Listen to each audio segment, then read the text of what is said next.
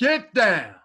Welcome, welcome, welcome. Chef Fit Podcast, episode number 8. There's a man with a pen as a mustache. There's a man with an actual mustache.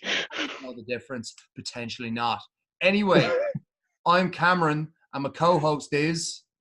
Peter OBG, up in here. Getting there. Let's get going. Better every time. It's getting better every time, baby. By fucking episode 99 or 100, wait till you see that intro, pal. Get up. Damn it. God damn it. Anyway, what we were just talking about before the podcast started, before we dive into the fact that you must save yourself and no one's going to save your life for you, is the fact that Peter is currently wearing the t-shirt that when he stepped into Chef Fit for the first time, he went, yeah, I actually have this t-shirt that I would not be able to fit into, not even close right now. And currently he's wearing it. A medium. Mental shit. It's the mediumest t-shirt of all the mediums. You know it. You know it. And it's like, That's the fucking journey. It's mad when you see those. That's it, man. That's it. It's all coming together. It's all fucking coming together. Do you know what I mean? It's all coming up Millhouse, man. Do you know what I mean? Yeah, big time. You had... And I'm only starting. Stop, pal. Fucking telling you.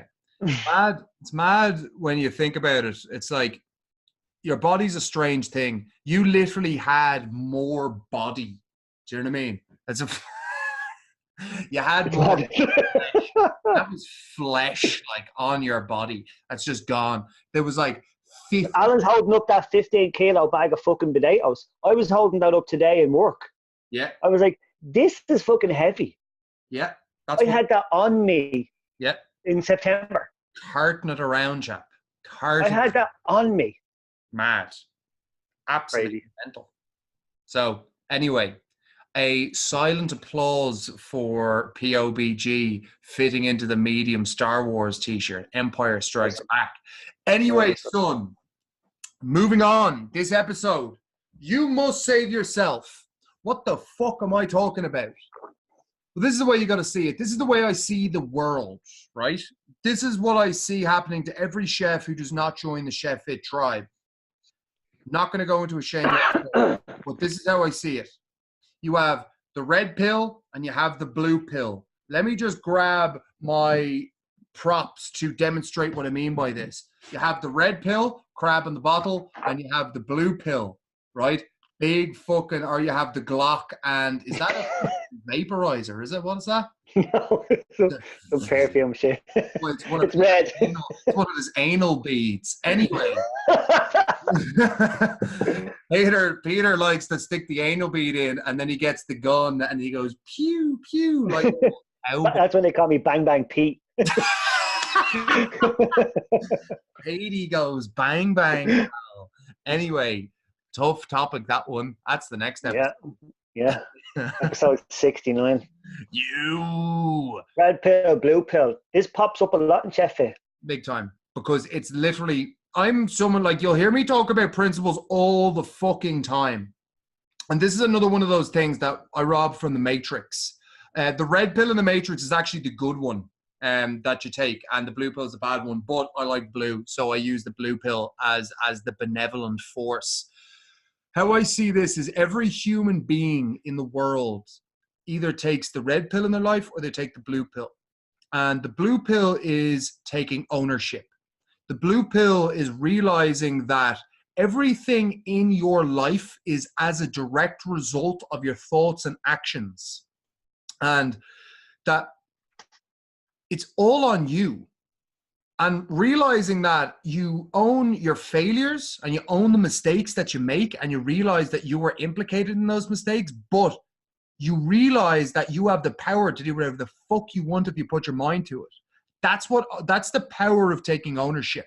So it's the ability to take responsibility of everything in your life, own everything in your life, and therefore take the necessary action and understand that if you do take action, you will succeed. Very few people operate with ownership. It's something that I robbed from a Navy SEAL called Jocko Willink. You definitely see him on YouTube. He talks about it a lot. He wrote a book called Extreme Ownership. And it's a fucking mental book, and it's amazing because he takes all of these lessons that they learned as Navy SEALs, as the most elite military force in the world, in the field fighting the Battle of Ramadi in Iraq. And they took all of these lessons, these principles, and they put it into this book called Extreme Ownership. So that's where I got this principle from, and I stole it because it changed my life. But on the other side of the equation, you have the good majority of the human race, the red pill. And this is what happens when you take the red pill. You become a victim. You're a victim of circumstance. And I think a victim mentality is a cancer of the mind.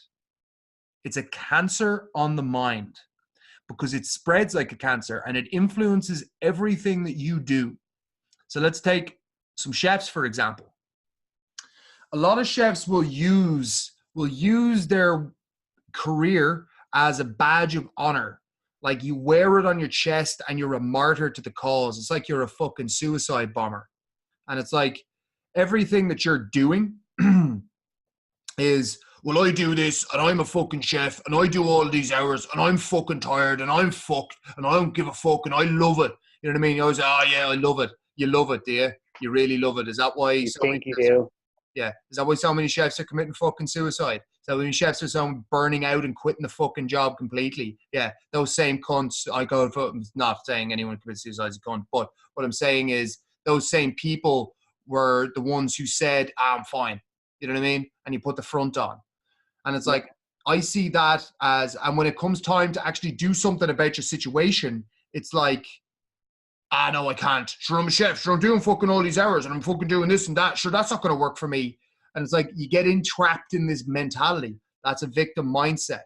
Same thing with everything you see. It's so common now. There's a cultural war going on in the world, you know, left versus right. And you see all this bullshit of political correctness and I'm offended, victims, people actively trying to play the victim.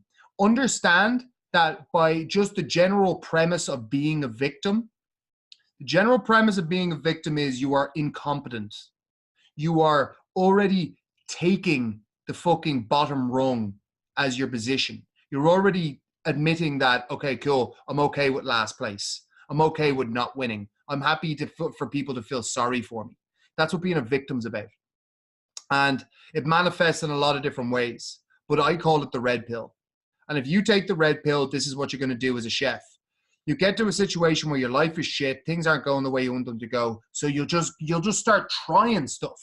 And I said this before, it's like you'll start trying diets, you'll start trying different programs and fitnessy fucking gimmicks and bullshit. And you'll think that by trying something that you're going to get this massive reward, and it never happens. It never happens. You do it for a week or two, you stop, and then you tell yourself a story for why you stop. And then you come to a conclusion, drop the blue pill bottle there, you come to a conclusion on why you can't do it. That doesn't work for me. I've tried that before. That doesn't work for me. This is your frame of mind. And this frame of mind that you have is victim mindset. And it is destroying your life. And you got to understand that all these things you're trying, you're expecting them to save you. You're expecting them to save you. You're expecting to do them with very little work applied, not sustain them for a long time, and you're expecting this massive change in your life. It's not going to happen. It's not going to happen. And what I've realized is this whole chef fit movement, I see a massive problem in an industry. I see chefs are fucked. I see they're being shafted, and I see they're not in a good position. And I've realized that I can't save them, that they must save themselves. They must save themselves. The only way you save yourself is by taking the blue pill and realizing that you put yourself in this position. You put yourself right here, right now in this career, in this job, these hours. You accepted the pay that you're on. Yeah? It's a hard pill to swallow. Literally, it's a hard pill to swallow. But you put yourself here, Chief. So understand that if you put yourself here, you can actually take the necessary actions to pull yourself out of that shit. And you can change your life, but you're going to have to commit, and you're going to have to realize that this is hard and it's a process and it's going to take time. It's going to take fucking effort. It's going to take persistence. It's going to take someone who, when they hit a problem, instead of going, "Wah, it doesn't work for me," they actually figure the problem out and they move forward.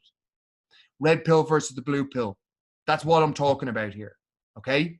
So I could probably bring this back in before my fucking head blows up and talk to Peter here for a second. And it's like, we talk about this all the time, Peter, in the group. And I always say it because obviously with 50 to 60 chefs in that group, I need to make it very clear, especially to anyone new stepping in, that it's like, if you want to succeed, you must drive your results. And the only way you're going to drive your results is by fucking taking ownership when you have a problem and figuring out the fucking solution, or letting me help you figure out the solution and being disciplined to follow through on putting that solution in practice. I make it so clear. And maybe some chefs fall off the wagon and they stop taking ownership. And because they stop taking ownership, they stop succeeding, and then they stop completely, and then they're gone. It's that simple. Happens all the time. There's the head chef in Peblo's, good friend of mine. He is a triathlete, right? Now, he started off the same as everybody else. There are no chefs that got into it, young, fit, energetic, mentally strong, and stayed that way through the whole lot. Every one of us has gone through this, okay? Every one of us. There's no chefs that are immune to this. Now there's a guy that I'm working with right now, and I had a conversation with him today, right? He's always going on about, he has the military background, right? So he comes from a country where you have military service from the age 18 to 20. And he was like, oh man, I was lifting cards. You want to see me? You want to see a picture of me when I was fucking 21? Look at this. He showed me the picture. And he's 26 now. He looks like he's 40. He works 2 full-time jobs. Again, martyr is the reason why this guy popped into my head when you said being a martyr. And he's showing me this picture, right? Because I was showing him earlier on today, before and after one of the ones I showed you last week, right? Yeah. And I showed him that, and he just goes, here, you think that's good? You want to see me when I was this? You want to see me when I was that? And I said, but you're not like that now. Yeah. And I've been trying to get him to come and do a trial with us in Chef Fit. And I said, you know what? If you came into Chef Fit because your military background and this discipline that you say you have and how ripped that you can get, I said, within 4 months, I said, you'd look like fucking Wolverine. And he goes, 4 months, I could do it in a month if I wanted to. Yeah. And that was exactly where the fuck I caught him. And I was like, yeah, but you're not. But you don't. You've been saying that for ages. You know what I mean? And like, you know, I swear to God, he looks, I'm 36 and I'm as grey as a fucking mule, right? That's what the job had done to me. That and other things, okay, fair enough. But he looks older than I do, right? And yeah, he's 10 years younger than I am. Mad. And he's still a martyr. And I was like, so if you come this, and he goes, no, I don't work well in a group. And I was like, right, there's another excuse. I don't work well in a group. And he was like, I can get like that if I wanted to now. Give me 6 weeks and I'll do it. I said, okay. Show me then 6 weeks. Well, I can't now because I'm saving up, because I'm gonna go back home to my own country and I'm gonna start up a restaurant in the first week in August. So I have to do this. And I was like, listen, bro, the first time where we worked together was almost 2 years ago. So I worked with him in the agency. We've worked a lot together. He's a friend of mine now at this stage. You know what I mean? Yeah. And I'm definitely not giving him shit. I'm really not. It's just the red pill and blue pill. What's after popping into my head now is it's not a one-off chance. Lawrence Fishburne isn't going to stand in front of you with the pills and say, right, take this now or I'm gone. You know what I mean? That blue pill will be there for you tomorrow if you want to. So yeah. I'm trying to say to him, you just give this a crack. Even just come and do the free trial. Just come and have a look, you know? And I said, because this is fucking tailor-made for you. And I see it all the bloody time. So many people, and they're going, oh, do you know what? And, you know, I'm not trying to push out on anybody. I would like other people to see what this can do, what it's done for me, and what it's done for all the other lads that, you know, that I'm calling close friends now. And he's saying to me, I could do that. I could do that in, you know, oh, you lost that much weight. I could do that in a month. Really? Yeah, come show me. Yeah. Go on then. Yeah. And he's like, no, when am I going to do it? And I was like, do it after work. You do it before work. Well, I work 2 jobs. Like, you're off now between 3 and 4:30. My full workout takes an hour and a half. Mm-hmm. Go on, show me. And he's like, no. So he's deep shouting that red pill like a motherfucker, and he doesn't want to let go of it. He's holding on to that red pill so fucking hard that he is emotionally attached to the way his life is now. And this is, I'm only using him as an example of people that you meet in every single kitchen all over the fucking world.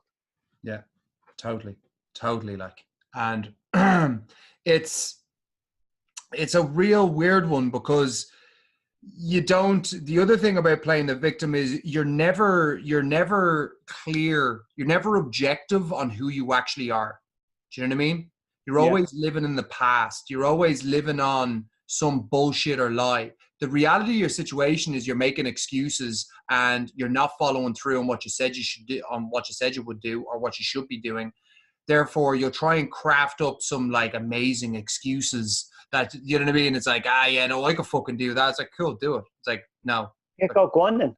So the action is what counts, pal. Nothing else. When you take ownership of things, you realize that it's like, it's not an easy road. It's easy to talk about something. It's very hard to admit that you've made a mistake and that you're going to do this to fix it the next time. It's very difficult to do that. It takes character. You know, it's very easy to talk shit about what you did and what you could have done. And, if it was like this, I'd do it. You know what I mean? It's like, you wouldn't do fuck all. You would not do fuck all. Here's the story for you. And this is to make you understand what ownership actually means and the benefits of it, right? The story that I first heard about this was when I was reading in the first page of Extreme Ownership. Jocko talks about so for anyone that doesn't know, the Navy SEALs are the most elite military force in the world, okay? They're fucking superhuman freakazoids. They're put through hell and hell again to make sure that they're able to sustain. They're put through hell several times just to get them to the point where they can do the tactical training.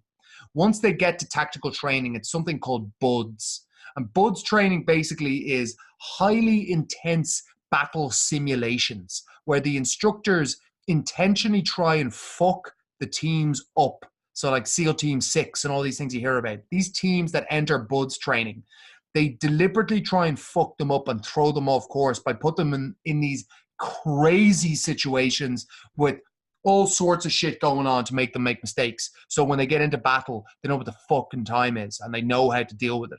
But here's the story. They had a simulation mission. There was 2 SEAL teams that went out in this simulation, okay? And they both had the same mission. The first team went out and everything went to shit. There was explosions going off left, right, and center. They ended up getting flanked. One guy didn't make the fucking emergency call. The other guy didn't call in the airstrike. The fucking captain didn't see this happening. They got flanked. The team got killed, okay? Second team goes out in the field into the simulation. Exact same thing happens. They got fucking bum-fucked and they all got killed in the simulation, okay? Here's the interesting thing to note. After the simulation went down and it was a colossal failure, both teams were dead. The highly ranking commanders brought both teams into the room and they brought the squad leader of each team into the room, and they wanted an explanation on why everyone was killed in the mission. And what they said, the first guy from the first team, right, this squad leader steps up and he starts blaming everyone else in his team. It's the first thing he does. He's got his squad of 6 men in front of him and he's got the high-ranking officers, and he's going to the high-ranking officers, well, fucking, Lieutenant Tonto didn't fucking call in the airstrike. This guy didn't, stick and move when he should have. This guy didn't do this. This guy didn't do that. He didn't do that. He basically passed the buck onto his team, okay? And he absolved any responsibility, AKA he took the red pill. And here's what happened. His entire team reacted terribly. They all went, no. You did not communicate this. You didn't do that. You didn't fucking, and it just got messy real quick. And the whole, the commanding officers were going, listen, calm the fuck down. Jesus Christ, we'll figure it out. But it all went to shit because the person who was leading the pack decided to blame everyone who was working under him. Here's the interesting one. That was the red pill. Here's the blue pill. The second squad. Squad leader steps up. This is Jocko Willink, okay, the guy who wrote the book, and he steps up and stands there in silence for a second, and the commanding officer asks him, what happened to this mission? Why did this fail? And he just goes straight away, puts his hand up and goes, "It's my fault." And that was all he said. It was my fault. And he stayed silent for about 5 or 10 seconds.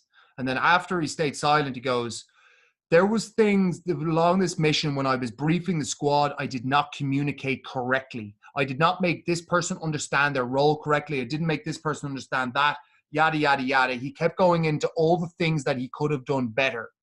He took the blue pill. He took ownership of the situation because he knew that if he had taken full ownership and he could have taken the task correctly, he would have ensured that his team stayed alive. Yeah, sure, someone made a mistake, but the reality is it all stems back to him as the leader. And this is something that you got to understand is the reaction. His team all put their hand up and go, "No, boss, it was me. I did it. I fucked up." Every single one of them started taking responsibility for what they were doing. And it was this chain reaction of ownership where they're like, "No, I fucked up. I'm not going to do it next time. I'm going to fix this next time. I'm going to find a solution to it." And he fixed the problem. And the commanding officers all stood back and went, "Holy fuck, this is incredible." That's ownership in action. You've got to take ownership of your situation.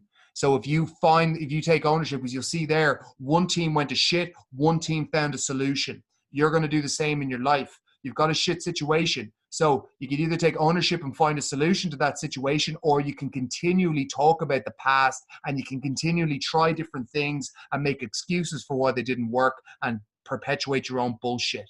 Or take ownership, figure it out, and keep going until you finally figure the whole thing out. That is the red pill versus the blue pill. End fucking of. That's the story to explain it. And it applies to every situation in your life. I'm telling you for a fact. Nearly out of breath telling that story, but it's not a fucking leap of faith. It really isn't. It's just something you just have to make a decision. Something has to click in you, and you go, right, that's it. And once it does, and once you've taken that blue pill, you're in like Flynn. You know what I mean? Big time, big time. And it's like I see this in the Chefit group. I see the guys who are willing to take ownership and go, "Do you know what, Cam, I fucked up," and they're able to put their hand up and they get supported and they get pushed through. And it's like, no, keep going. Where it's having the bollocks to get on a hot seat coaching call with me in the group where it's like, "Man, this is the problem that I'm having." And it's like, cool, you're taking ownership. Let's fix this and let's push it forward. You've admitted the mistake. Now all we need to do is put a game plan in place to fix it going forward. Taking ownership instead of hiding from the problem, instead of hiding from the pain, embrace the pain and learn from the fucking pain. Yeah. That's what ownership is. Embrace the pain and learn from it. Don't hide from it. Don't stay in your comfort zone. Don't expect the result without doing anything and playing the victim. It's such a fucking vital thing to understand. If you can adopt this mentality, it'll make everything in your life better. I'm guaranteeing you that. It'll make everything in your life better, Chef. Red pill versus the blue pill. And the only way that you're going to save yourself is by taking the blue pill, because no one is going to save you. No one is going to save you. I see this all the time with chefs.